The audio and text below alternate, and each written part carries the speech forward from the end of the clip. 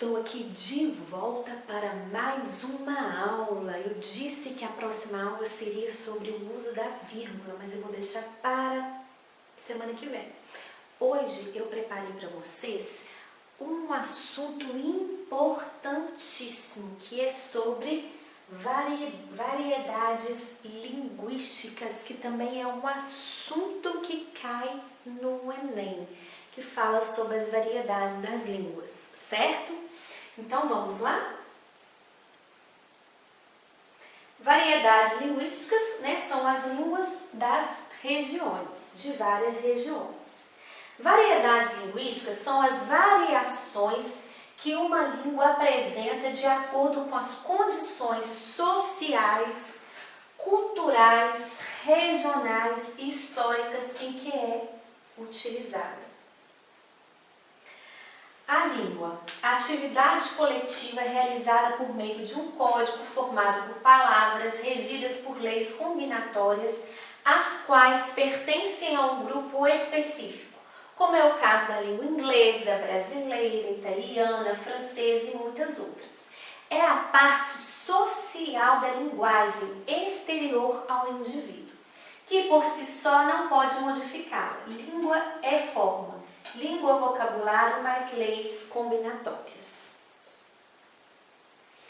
A fala é a utilização oral da língua pelo sujeito. É um ato individual, pois cada indivíduo tem sua manifestação através da fala, podendo escolher os elementos da língua que lhe convém, conforme seu gosto e sua necessidade, de acordo com a situação, o contexto, sua personalidade, o ambiente sociocultural em que vive e etc. Fatores de variação linguística. A faixa etária, região geográfica, gênero, situação socioeconômica, grau de escolarização, mercado de trabalho, rede social, estilo, tempo. Então, eu falo de acordo com com os fatores de variação linguística. A faixa etária, por exemplo, quando uma criança está aí aprendendo a falar, às vezes nem fala direito, ela só gesticula, aponta, ela está querendo dizer alguma coisa, né? E também uma criança de 3 anos, né, fala alguma coisa assim, de 1 aninho e pouco, né? Mamã, então é a faixa etária do que está querendo dizer aí, né? A região geográfica, dependendo da região, né, a pessoa fala, né, de acordo com a região. E nós vamos ver aqui os exemplos, ó. Diferenças de lugar ou região. Professora, a senhora não vai castigar por alguma coisa que eu não fiz? Claro que não, Chico. Ainda bem, professora, porque eu não fiz a lição de casa hoje. Chico Bento, né, tem essa linguagem aí, né, que é uma linguagem mais roceira. Escolaridade e classe social. No seu tem bicicleta? Não. Creche? Mortandela? Não. Putz, que inferno. Oi, tem problema de nós bater um papo? Né? Então, aqui é questão da escolaridade e classe social. Variação de estilo formal e informal. Tive uma ideia. Vou pedir ajuda ao meu sobrinho para entender o tal acordo. Para essa molecada é moleza, estão aprendendo agora, não tem os vícios da gente que já usa as antigas regras faz tempo. Olá, sobrinho, beleza? Por acaso você está por dentro das regras do acordo ortográfico? Fala, tio, beleza? Acho que não, é difícil, não. Passa aqui em casa que nós aprendemos juntinho e acho melhor pensar em outra coisa. Então aí tem a linguagem formal e a linguagem informal, certo? A modalidade oral, né? Aqui tem a modalidade oral, a modalidade escrita, a menos formal, a mais formal. Então aqui eu vou disponibilizar esse slide para vocês vocês analisarem, né? Como que é a familiar, causal, coloquial, a formal, a oratória, hiperformal, formal, semiformal, informal e pessoal. Variação etária da idade. De que raça? A velhinha é uma gata. E foram, eu mandei ver. É que a condução atrasou, demorou. O que? Levou uma bolada? Tô bolado. Hoje em dia não saco nada mesmo, mas quando eu era jovem, sacava muito bem no vôlei. E no tênis também. Pô, vô, tu não saca nada. Dá uma diferença aí da idade, né? Do como que o vô fala e como que o menino fala. A variação histórica é a variação da linguagem ao longo do tempo, através das sucessivas gerações de falantes. Vossa mercê, vossa mercê, mercê, você e cê. Variação histórica, evolução da língua. Vossa mercê me permite um galanteio? És bela tal como a petúnia, sois muito abusado. Posso te falar uma coisa? Acho você linda. Para, meu irmão está olhando. Se liga, mina, tu és a piriguete mais cachorro da balada? Demorou, vamos sapecar geral. Então é variação histórica. Variação geográfica. Mas, Bárbara, tu é casca grossa, o gaúcho o mineiro, olha só. Na minha terra só tem macho. Olha, na minha terra metade... É esse que fala, né? Na minha terra só tem macho. Aí esse que fala. Olha, na minha terra é metade macho e metade fêmea. E nós tá achando é bom demais. Variação socioeconômica. Veja que belos movimentos elípticos fazem essas ondas, meu caro amigo. Pegá-la-emos nesse instante ou mais tardiamente? Olha só, variação socioeconômica, todo bonitão, falando uma linguagem bem top, né? Regionalismo, né? Olha só esse aqui que top. Um caso mineiro só. Sábado passado, era 6 de setembro. Estava eu na cozinha tomando uma pingomel e cozinhando um quilo de carne com mais tomate para fazer uma macarronada com galinha assada. Quase caí de susto quando vi um barril de vinde dentro do forno. Parece um tiro de guerra. A receita mandou pôr milho de pipoca dentro da galinha para assar. O forno esquentou, uma estourou e o fiofó da galinha explodiu. Nossa senhora, fiquei branco que nem de leite. Foi um trem doido demais. Quase caí dentro da pia. Fiquei sem saber de onde que eu vim, por onde que eu vou, de onde que eu estava. Olha pra você ver. Que doidura. Graças a Deus, ninguém se machucou. Então, a linguagem, né? A forma que é falada aí ao mineiro. Como que o assaltante nordestino fala. Ei, bichinho, isso é um assalto. Assaltante mineiro, ô, sou, presta atenção. Assaltante gaúcho, ô, guri, fica atento. Agora, a adequação linguística. Atenção, todas as variedades linguísticas são adequadas, desde que possibilitem interação verbal, comunicação entre as pessoas. Apesar disso, uma das variedades, a norma culta ou a norma padrão, tem maior prestígio social. É a variedade linguística ensinada na escola, utilizada na maior parte dos livros e revistas, nos documentos oficiais, em textos didáticos e científicos, em alguns programas de televisão, etc. O jargão. Trata-se de uma linguagem técnica utilizada por grupos de profissionais. Existem tantas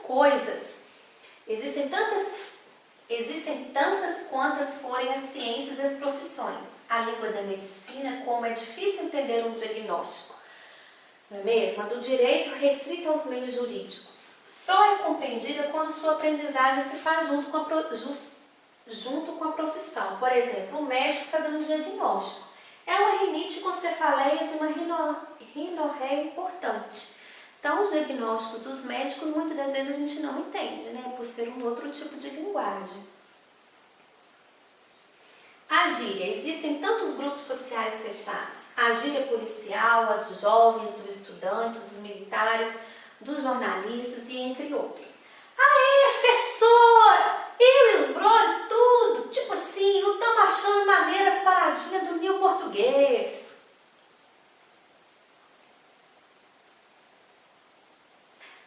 oralidade e escrita. Oralidade é modalidade de linguagem. Oralidade. Os momentos de produção e recepção são simultâneos. À medida que você fala, seu interlocutor ouve. Oralidade versus escrita. Escrita há uma defasagem entre os momentos de produção e recepção. Quais são as vantagens da oralidade? Quais são as vantagens da escrita? As vantagens da oralidade: é possível negociar o sentido com o interlocutor, é possível revisar o texto, é possível corrigir-se na hora, as falhas ficam ocultas, o leitor tem acesso apenas ao texto final. Tende a haver maior tolerância a erros, é possível consultar outras fontes de chegar informações, tende a haver maior cobrança. Falar bem é falar adequadamente. O gramático Evanildo Bechara ensina que é preciso ser poliglota de nossa própria língua. Poliglota é a pessoa que fala várias línguas. No caso, ser poliglota do português significa ter domínio do maior número possível de variedades linguísticas e saber utilizá-las nas mais diferentes situações sociocomunicativas. Então, dentro desse conteúdo, variedades linguísticas, é um assunto muito pertinente, é um assunto muito propício para vocês, estudarem para a prova do Enem, porque é um assunto como funções da linguagem, variações linguísticas também são assuntos que caem, que são cobrados no Enem, certo? Eu até preparei uma lista top para vocês, disponibilizei aí, tá? Então, vocês façam esses exercícios que amanhã nós tiraremos dúvidas na nossa live. Quem não tiver dúvida, eu entrarei no conteúdo aí das vírgulas, tá? Do uso das vírgulas. Então, dentro desse assunto de falar bem, eu acho muito lindo, a nossa língua portuguesa, quando a gente se fala, quando nós falamos adequadamente, dentro da norma culta. É muito bonito quando se fala bem, se escreve bem. Mas para isso, nós precisamos de fazer o quê? O que é preciso fazer para falar bem e escrever bem? Ler bons livros, ler jornais, revistas. Não conheço essa palavra? Anota, procura o significado para ampliar o vocabulário, para quando for escrever um texto surgir novas palavras. Então é muito importante isso daí, Saber usar a língua na hora certa. Pronominais. Dê-me um cigarro, diz a gramática, do professor e do aluno e do mulato sabido. Mas o bom negro e o bom branco da nação brasileira dizem todos os dias: deixa isso, camarada, me dá um cigarro. Oswaldo de Andrade. Pronominais. Ele deu o título do poema dele de pronominais. A colocação pronominal são 3. Próclise, mesóclise e ênclise. Se eu não passei para vocês ainda, eu acho que eu não passei essa informação para vocês ainda, que eu acredito que não lembro, que são tantos conteúdos que é dentro de pronomes. Então, dentro da colocação pronominal, nós temos próclise, mesóclise e ênclise. Então, próclise são os verbos são os pronomes antes do verbo. Mesóclise são os pronomes no meio do verbo. E ênclise são os pronomes depois do verbo. Nesse caso aqui, foi usado o pronome depois do verbo, dê-me um cigarro, porque a gente nunca inicia uma frase com pronome oblíquo. É errado demais. Por exemplo, é errado eu falar assim, te amo, eu escrever e falar te amo.